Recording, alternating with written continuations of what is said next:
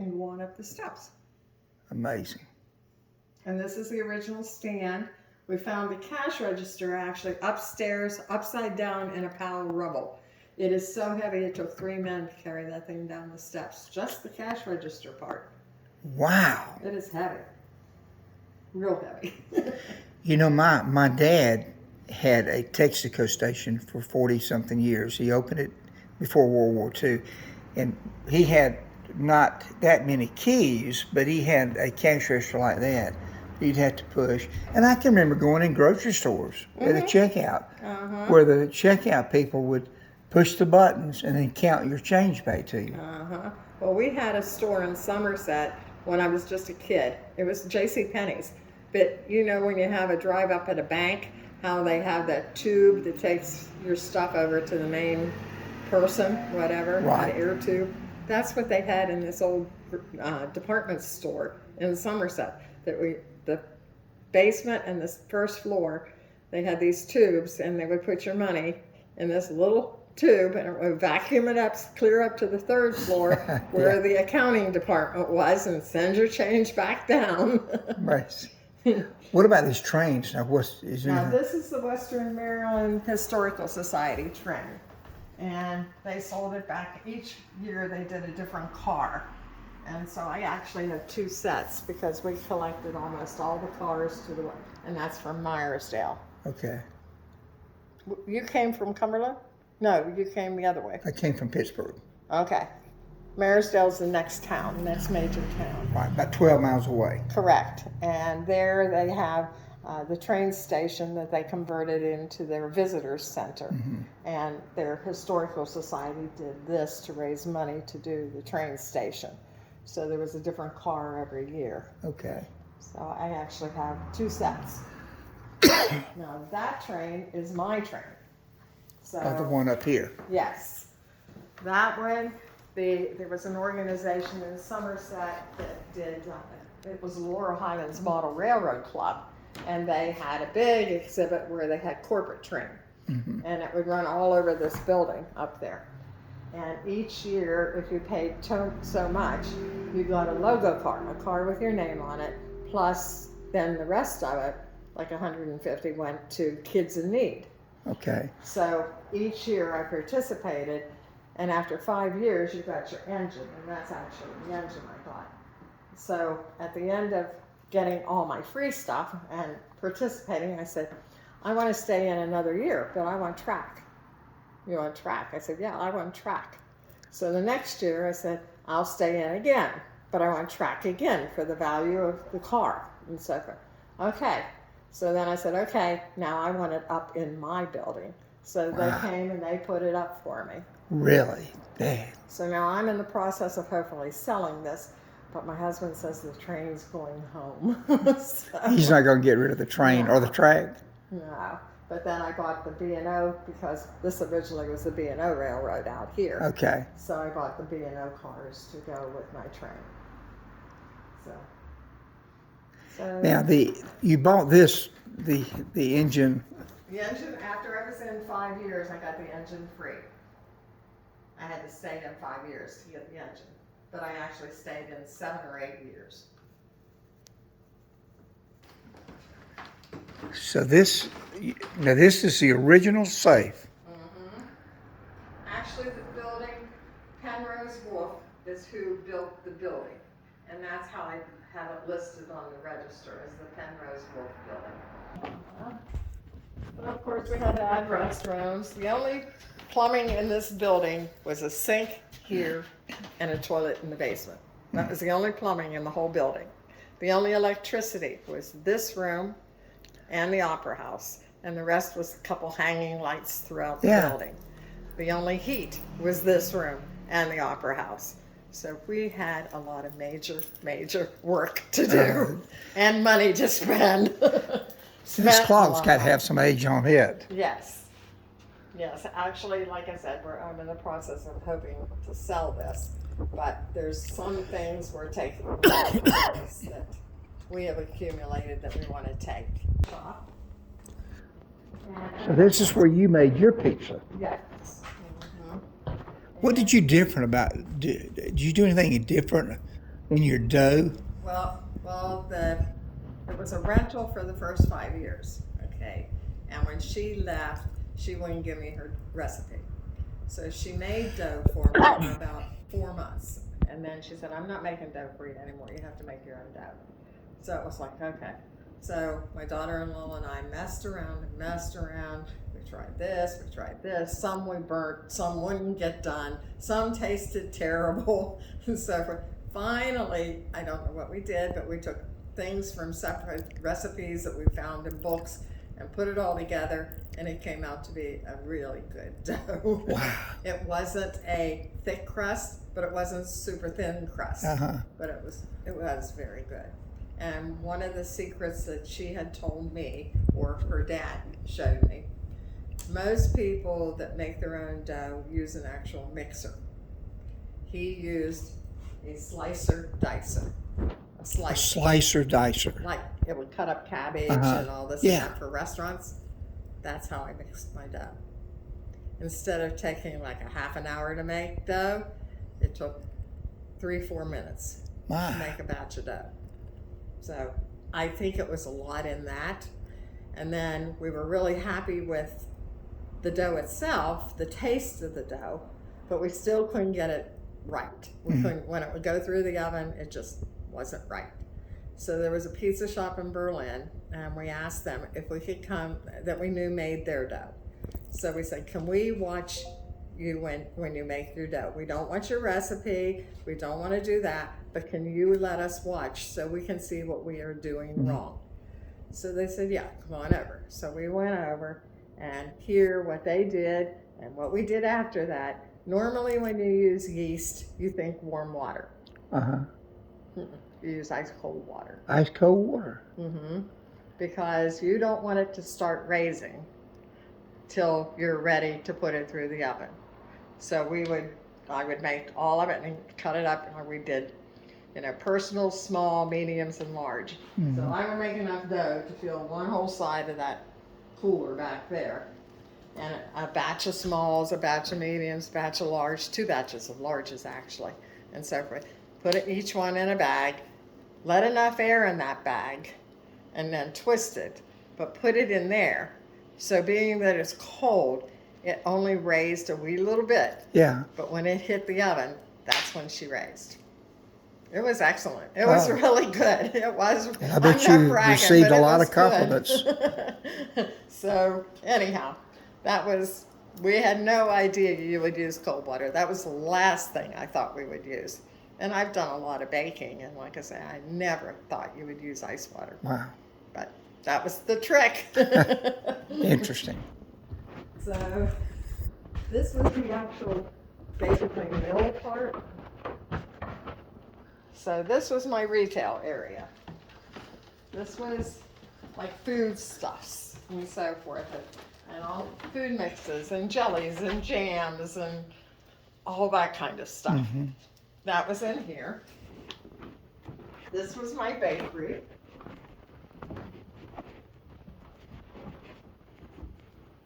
So this is where I made all the baked goods. And I had bakers off and on, but then until the end, the one quit, so I ended up doing all the baking. And so where did you learn all your baking skills? my mom. Your mother. Okay. My mom used almost all my mom's recipes. Okay. And so forth for my baked goods and so forth. So. And these are the grain bins. They run from the attic to the basement. And we opened them all up. It's all 2x4s on their sides for strength. We opened them all up and made storage the whole way back through here. There's 5 bins actually. And then our last bin, we have a 17-foot freezer, walk-in freezer.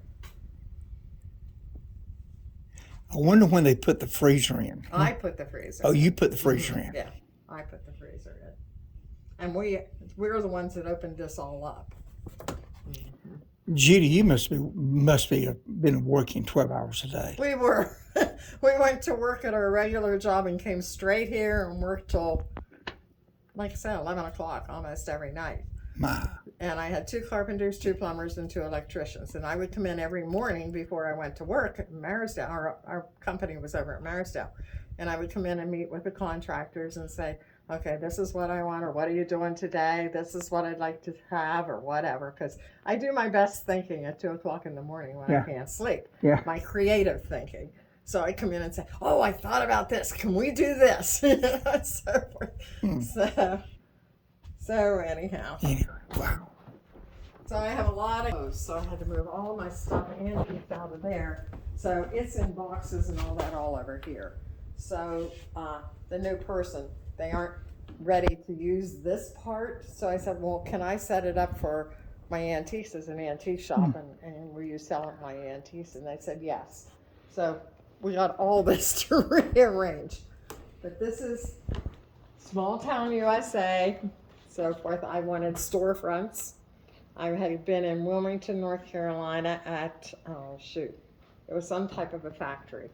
And they had done something similar to this. But each shop, each space was one storefront. Yeah. And I said, there's not enough business in Rockwood to justify each little space. So this is all open, and most of it is open, but I wanted the outdoor. Sure, yeah. So of course I had to have shutters, and I had to have roofs, and I had to have flowers and window boxes and so forth. And the mural was painted in the 9 years that the building was vacant. Mrs. Wolf allowed the art class to come down and paint the mural. And my husband went to an auction and came back with that picture. And I said, do you know where this is? He says, yeah, it's the old bridge that washed out down here where the concrete bridge is. Washed out in 1936. I said, no, do you know where it is? He said, I just told you where it is. I said, come here. It's there. It's there. And then some of the kids from the art class that came in that actually painted it said, yes, that's what they painted from, a big picture like that. So that desk is original to the building, not the top, but the desk itself is original to the building. What did they use that for? We think it was the timekeeper's desk for the employees and the business part of Yeah. it. Because it slopes on the one side and it has like holes in the top, like there may be a pigeonhole thing on the top of it, but that wasn't here. So. And then, like I say, these are my little shops. Now, is this the building that you're talking about, that you and your husband were talking about selling? Yes. This one? Okay. So this is all different little spaces. This was like Rockwood clothing, Rockwood wear from the school and things like that was in this space. I had cards, I had wrapping paper. It was like Rockwood's mini mall, like a kind of a Dollar General, kind of, and so forth. And this, I had antiques in here. Every child my age used to have one of those when we were in school. Not anymore. No. And I had a lot of consignment spaces. People were here on consignment. Nice. And this, of course, was another space. And this was another one. This one, my lady had jewelry, and sometimes I had people that made their own jewelry was in there too, and so forth. So that was that space. And on this side is my office, and this I call Grandma's shop. And this, I had all sorts of stuff that grandmas would buy for the grandkids and spoil them. So this was Grandma's shop. So interesting. This unusual piece of furniture. I say unusual, that wouldn't be the word, but china cabinet. That is an antique. That's only about from I'd say the 70s maybe. Okay.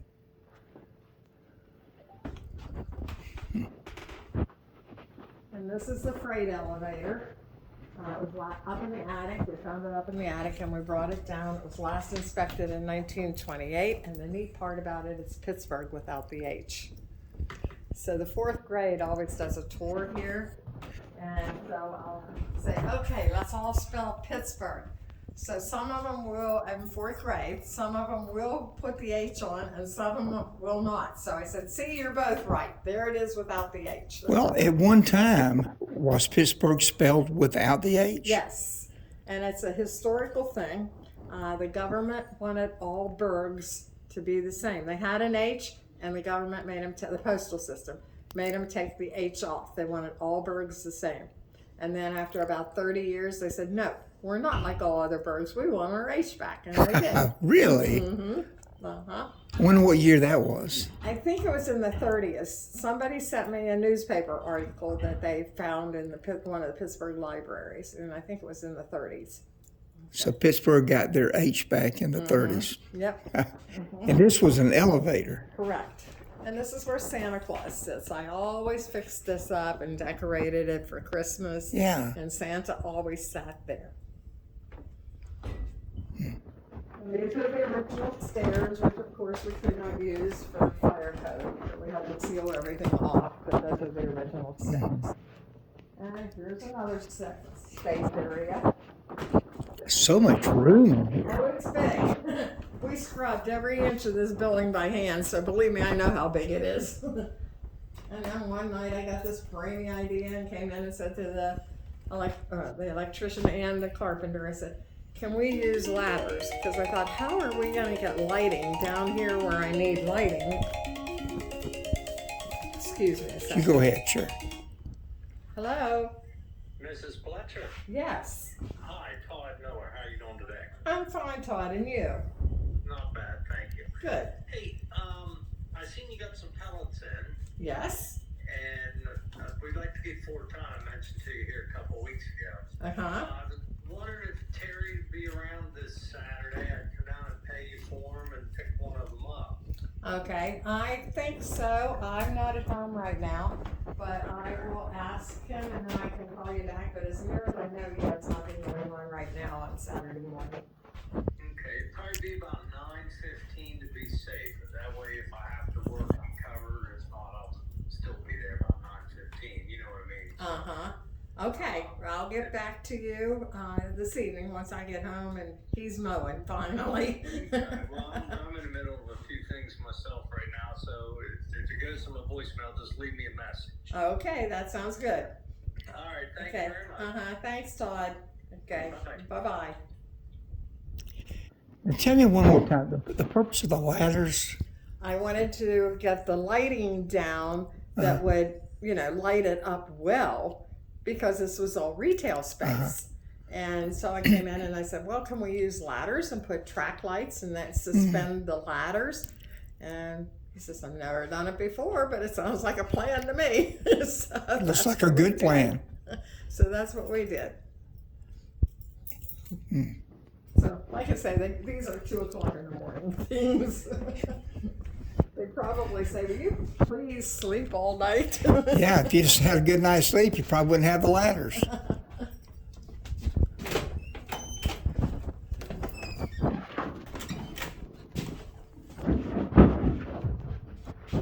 Okay, this is the back stairs to the upstairs. This is a grain bin, again, that we opened up to put stairs in because we had to have back stairs for accessibility. So we opened one up and put steps in it and made the steps all banged up so they would look old.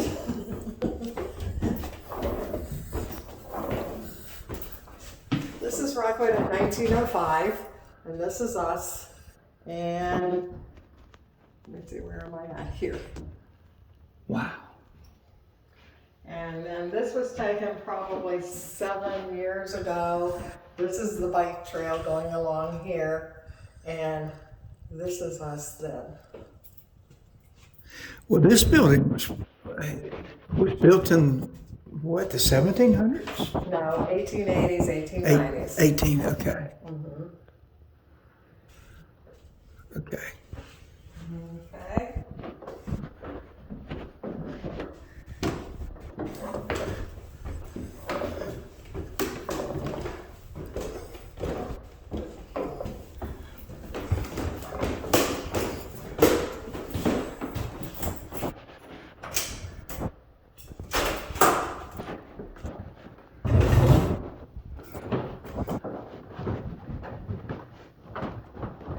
The original blueprints for the brick part of the building. The previous owner gave me the 2 sets, so I put one in my safe and had the other set framed. And this is where we are right now. And this is a fitness center. There's a sub-basement that we're not allowed to use because of fire code. And we're here, and there's a big attic upstairs. I'm just blown away with all the room. I mean, it's... So that's the stairs to the attic, and now we have storage and our air conditioning units and our heat pumps. This was the meeting room for the Rotary. And originally, when I first opened, we had a hair salon in here, and then after she moved out, we made it a meeting room for the Rotary. And does Rotary utilize this now? No, we disbanded last fall. Okay. Just not enough people interested anymore. Yeah. We just can't get people involved. What's the population of Rockwood? About 800 in Okay. the town proper. The Seven Springs Ski Resort, which is about 8 miles from here, is part of the Rockwood School District, and it's the largest amount of our funds as far as that goes. We had a tanning salon in here. This was a tanning salon. That's another little cubicle.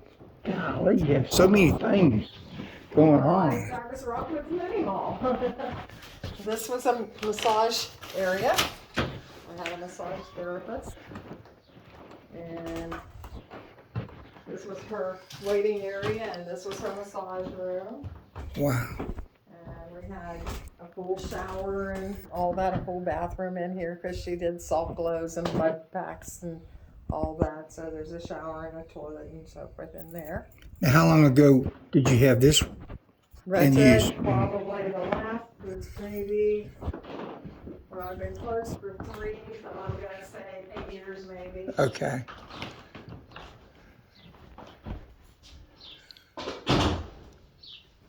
And over here is our laundry room, and this is some more of the grain bins that we opened up.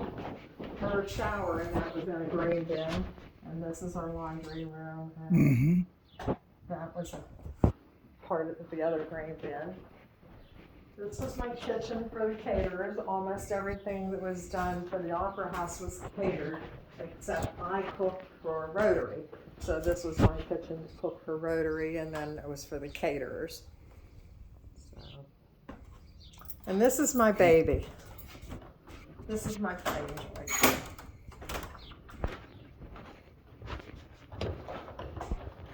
Oh, this is the Opera House. Yes. Oh, man. This is the backstage area. This is where we served the buffet. This was entertainers that entertained here. And I see a picture fell out.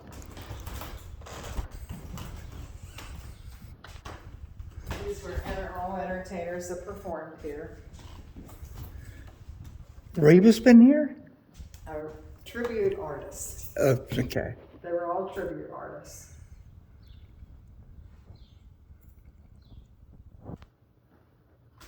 Wow. And these were my 2 most prestigious guests that I know were here. This is Mr. Rooney, the owner of the Steelers. He was riding the bike, him and his family and friends. There were 17 of them. And I got a call about 6 months before and asked if I would host them for lunch. But they wouldn't tell me who it was. It said someone prestigious. You're not allowed to say a word. You're not allowed to tell anyone. Okay, yeah, I'll host them. So finally, the week that they were supposed to be here, I said, well, now, I want to know who's here. And they said, well, it's Mr. Rooney and his family and his friends. Okay. So I said, well, am I allowed to make a cake that says Steelers and so forth? Oh, he'd be very happy with that. Am I allowed to ask for photos? Yes, he would be very happy to give you photos. So I didn't tell Terry till 11:30 who was coming at 12 o'clock because I knew he'd blow it. He would tell everyone. So, Well, did they biked, I guess, from Pittsburgh?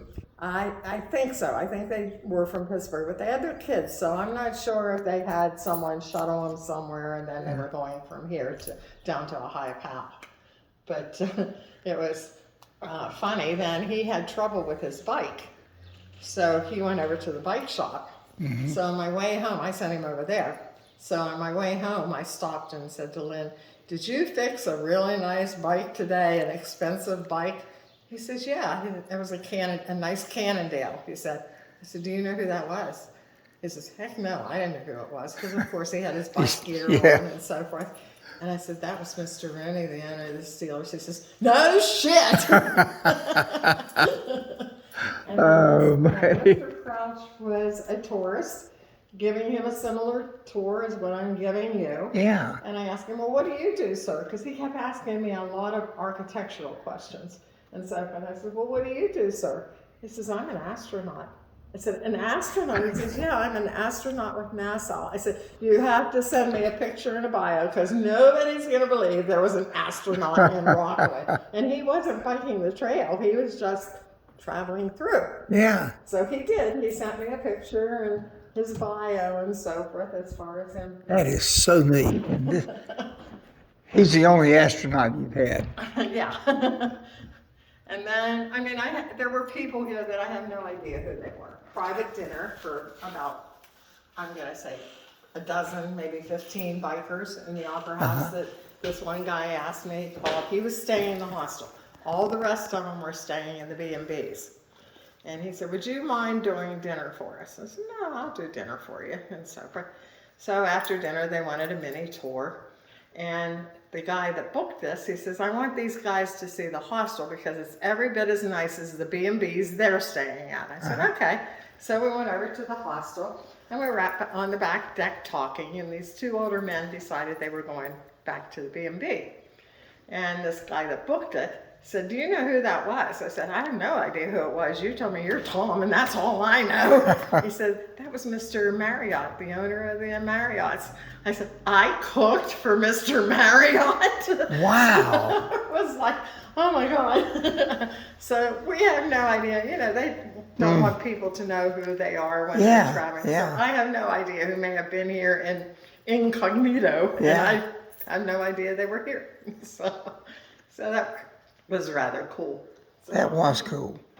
So Not many people probably have cooked for Mr. Marriott. I don't know. I don't know. I was shocked. And this is my baby. This is the power shutter screen. So normally it's up, but with us going to Florida, and we're connected to 911. If anything would happen as far as a fire, these doors automatically close to seal this building from that building. Okay. On all 3 floors. Okay. So we've had it come down by power surge and so forth. I said, let's just put it down, and then we don't need to worry about it while we're in Florida. And this is my baby. I rebirthed this place, this room. Oh, man, I'm sure you are so proud of all The this. ceilings were falling, the walls were falling, all the woodwork was intact, but everything else was a total Now, disaster. when did you refurbish and do all of this? 2000. In 2000. We started in the end of January, first part of February of 2000. And we had the first floor open in June, the first part. The back part progressed from July.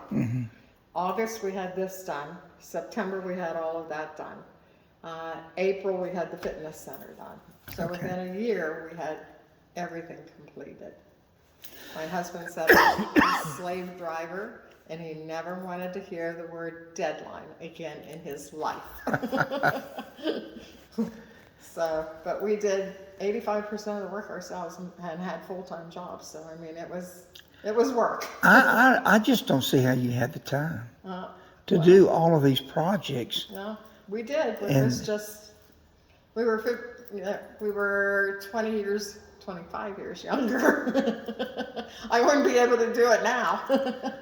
But back then it was adrenaline. I mean, we just were driven. Yeah. So, and again, this is Chestnut before the blight. There's 2 dressing rooms on each side. And what I can't get over is the woodwork. You know, they didn't have tools, and everything matches. I mean, everything. Yeah, you said they didn't have tools to do the. Electric tools to make those. I mean, this was done in 1902. And That's something. it's just beautiful. See, they all match perfectly. Well, you know, I don't know. It seems like people with trades back then had so much more pride in their work. Yeah. So this is there's that ticket window I showed you. Okay, yeah. So they would come in the door and get their ticket and come up here. So one of the shows we did a speakeasy. And so therefore I stood here at the door and they had to knock on the door and they had to tell me the password, which we wrote on the back of their ticket. Yeah. And they had to tell me the password to get in. And it was fun. That was a I lot bet of it fun. was. This is such a special place. Fortunately, the person that's interested in buying it wants to keep everything the way it is. And that makes me so happy. Oh, I bet it does. The radiators, this room is the only room that has the original radiators. There wasn't heat in most of the rooms. My husband sandblasted all of them. My son painted them all. But these, all the rest are walnut brown, and all the rest of them are Rust-Oleum. Yeah. So we're sitting at the table one night eating dinner, and I said, do we have to paint the Opera House ones walnut brown? Well, I don't know what other colors Rust-Oleum has. What do you want? I said, can we use car paint? He said, well, yeah, that's metal paint. We can use car paint. So my father at that time had a used car dealership in Marisdale. So I go over and I say to the guy, I want to see Chrysler 96, 97. Now this was in year 2000. I want to see Chrysler 96, 97. He said, you have a Ford. I said, I know I have a Ford, but I want to see Chrysler 96, 97. So okay, he gets the book out. And I said, we have to go up to the windowsill. So we went up to the windowsill. He says, what are you doing? I said, I'm matching this color in my wallpaper to Chrysler 96, 97. So that's what it is. It's a color scheme to a 96, 97 Chrysler to match your To wallpaper. match my wallpaper. So another one my You're not crazy getting too. enough sleep. So anyhow, and that's the expansion tank to the original heat. I like to tell everybody it was the still that got us through the It looks a little like a still. So good.